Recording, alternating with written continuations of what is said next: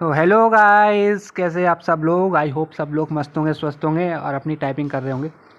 सुबह वीडियो बनाई थी कट ऑफ को लेके, फिर स्टिल बहुत सारे बच्चों के कमेंट आ रहे हैं हमारे 85 में, 90 है, 92 में, क्या हम लोग आगे कवर कर पाएंगे या फिर हम लोगों को टाइपिंग करनी चाहिए या नहीं करनी चाहिए, इस बारे में बात करेंगे। ठीक है। और ऑब्जेक्शन आपके स्टार्ट हो चुके हैं, आपके पास मेल आया होगा, आपके पास मैसेज भी आया होगा, ऑब्जेक्शन आर स्टार्ट। सो कैसे करना, क्या करना, उसके बारे में बात करेंगे। अभी तक आपने सब्सक्राइब नहीं किया तो सब्सक्राइब कर दीजिए, क्योंकि JCA के फाइनल मेरिट तक आपको सारी अपडेट इस चैनल पर मिलेगी, एकदम एग्जैक्ट और अप टू डेट आपको मिलता रहेगा। तो सब्सक्राइब कर दीजिए, शेयर कर दीजिए और लाइक कर दीजिए। ठीक है। तो आइए स्टार्ट करते हैं। देखो, ऑब्जेक्शन स्टार्ट हो चुका है, सबके पास, मेरे बात तो आ गया, बाकी सबके पास भी आ चुका होगा। एक मैसेज आया है, एक मेल भी आया है। ठीक है। Objection started from today right now. तो देखो क्या करना है। सबसे पहले आपको एक चीज़ बताता हूँ। एक बार सीजीएल में क्या हुआ था, 7-8 क्वेश्चन में ऑब्जेक्शन डले थे, उसके आंसर गलत नहीं थे, वो डाउटफुल थे।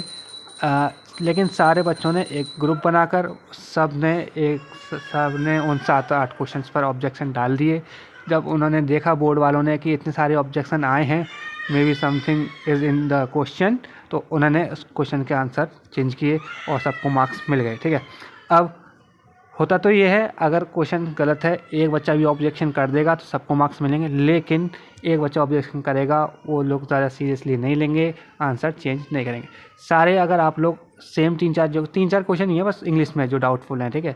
अगर आप उन लोगों को उन लोगों को दिखाएंगे कि बहुत सारे बच्चों के ऑब्जेक्शन है, तो वो सीरियसली ले लेंगे और आपके आंसर्स जो हैं वो चेंज होंगे और आपको मार्क्स बढ़ जाएंगे। ठीक है।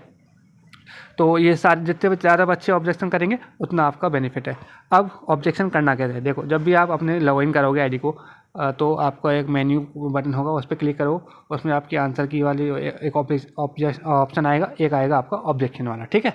ऑब्जेक्शन पर क्लिक करोगे, वहाँ आपको क्वेश्चन में किस क्वेश्चन में ऑब्जेक्शन है वो डालो और 100 रुपीज़ आपके ऑब्जेक्शन के लगेंगे। ठीक है। मुझे लगता है शायद ये इसलिए जानबूझ के क्वेश्चंस में कमियां निकाली गई हैं कि बच्चे ऑब्जेक्शन करें, और 100 रुपीज़ कौन लेता है यार, 10 रुपये ऑब्जेक्शन के ले लो और क्या करोगे। बहुत से एग्जाम्स में तो फ्री होता है ऑब्जेक्शन, ज़्यादा से ज़्यादा 10 ले लो, 100 रुपये ऑब्जेक्शन और इतने सारे क्वेश्चन गलत भी निकाल दिए। ठीक है। तो 100 रुपये लग रहे हैं हालांकि, लेकिन करना तो पड़ेगा अगर आपको मार्क्स चाहिए तो। जिसके 100+ हैं फ्री रहो, आप कर सकते हो। अगर आपको और ज़्यादा मार्क्स चाहिए तो 3-4 क्वेश्चन बढ़े तो फ़र्क पड़ेगा। ठीक है, कर सकते हो आप। तो ये था आपका ऑब्जेक्शन के लिए, मैंने बता दिया। आप लॉगिन करना अपनी आईडी को, वहाँ पे मेन्यू पर बटन पे क्लिक करना, ऑब्जेक्शन ऑप्शन आ रहा होगा, वहाँ पे के क्वेश्चन पे ऑब्जेक्शन कर रहे हो, उसको ऑब्जेक्शन को फाइनलाइज करने के लिए आपको 100 रुपीज़ पे करने पड़ेंगे। ठीक है। तो अब आके आते हैं नेक्स्ट टॉपिक पर, टाइपिंग कौन से कीबोर्ड पर करें।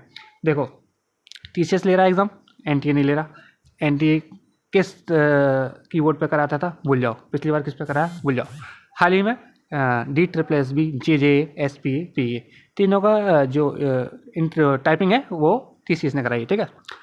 I was one of them, मैंने टाइपिंग दी है, तो मैंने उन पर वीडियो भी बनाई है कौन से कीबोर्ड थे।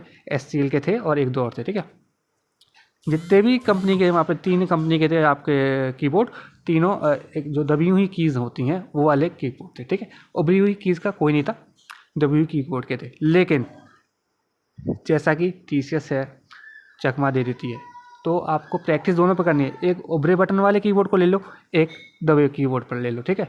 देखो, अगर दोनों से करने पर ज़्यादा डिफरेंस नहीं आ रहा आपकी टाइपिंग पर, तो आप दबे वाले कीबोर्ड पर फोकस कर लो। अगर आपको दोनों पर कीबोर्ड में डिफरेंस आ रहा है, ठीक है, 3-4 अगर वर्ड पर मिनट का, तो आप दोनों से करो भाई। अगर एक वर्ड पर मिनट का या फिर पैरेलल आ रहा है, 1 या 2 वर्ड पर मिनट की भी चेंजेस आ रही है, बस इससे ज़्यादा नहीं, तो आप दबी कीबोर्ड्स पर फोकस कर सकते हो। लेकिन इससे ज़्यादा डिफरेंस आ रहा है तो भाई इसको सीरियस ले लेना, दबी हुई कीबोर्ड पर मत जाना, दोनों पर कर लेना। वहाँ अगर कीबोर्ड चेंज हो गई, क्योंकि ना हर साल न्यू कीबोर्ड्स आते हैं। अभी मैं एग्ज़ाम देने गया था तो मैं पूछ रहा था कि इन्हीं कीबोर्ड्स पर टाइपिंग होंगी। उन्होंने कहा टाइपिंग ज़रूरी नहीं है कि हर सेंटर पर जहाँ पे एग्ज़ाम हुआ है CBT का वहाँ टाइपिंग हो, लेकिन हमारे यहाँ पे जो है इस बार कीबोर्ड नए आए हैं, तो नेक्स्ट 10 to 15 डेज में वो वाले कीबोर्ड लग जाएंगे। उन्होंने नहीं बताया उभरे हुए कीबोर्ड्स थे कौन से थे, बस उन्होंने बताया SCL के हैं। ठीक है।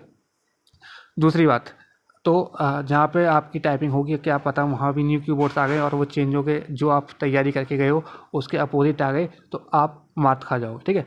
इसलिए तैयारी पूरी करके जानी है, दोनों कीबोर्ड को पैरेलल लेके चलना है और दोनों से तैयारी करनी है। ये मेरी सलाह है, बाकी आपको जो अच्छा लगे मैं अपनी साइड से अपना बेस्ट दे सकता हूँ आपको गाइडेंस के लिए, आपके सिलेक्शन के लिए अपना जो भी अपना एक्सपीरियंस है वो आपको बता सकता हूँ, ठीक है। अब बहुत सारे बच्चों का डाउट है 85 से 100 के बीच वाले क्या करें। देखो, कुछ मत करो, चुपचाप टाइपिंग की तैयारी कर लो। अगर आपके पास दम है तो नेक्स्ट 3 टीयर्स जो बचे हैं उनमें जो 100+ वाले हैं उनसे आगे निकल जाओ। लगता है कि मेरे पास दम नहीं है, छोड़ दो। सीधा बोलता हूँ, बुरा लगे या अच्छा लगे, दम है, गट्स हैं कि अगले 3 में इनको पीछे कर देंगे, टाइपिंग करो। गट्स नहीं है, अगले 3 में नहीं कर पाएंगे, अभी से इतना पीछे हो गए, हमारी टाइपिंग भी बेकार है, हमारा डिस्क्रिप्टिव बेकार है, इंटरव्यू बेकार है, तो आप दूसरे पेपर पर शिफ्ट हो सकते हैं, ठीक है। ये थी मेरी गाइडेंस 85 से 100 बीच वालों। बाकी 4 मई तक आसपास इसके रिजल्ट आ जाएगा। जब तक तो कर ही लो, नाम आ गया तो फिर टाइपिंग नहीं कर पाओगे, नाम नहीं आया ये टाइपिंग कहीं काम आएगी, आगे किसी दूसरे पेपर पर फोकस कर लेना। ये मेरी गाइडेंस, मेरा एक्सपीरियंस आपको, ठीक है। मेरा सपोर्ट हमेशा रहेगा, चाहे आपका सिलेक्शन हो ना हो। ग्रुप में बने रहिए, अभी तक ग्रुप ज्वाइन नहीं किया, डिस्क्रिप्शन में लिंक है, ज्वाइन कर लीजिए। मैं आपका दोस्त एवेंजर आपके साथ हमेशा हूँ। Thank you. नेक्स्ट अपडेट के लिए नेक्स्ट वीडियो देखते रहिएगा, इसलिए सब्सक्राइब कर लीजिए। Thank you, have a nice day.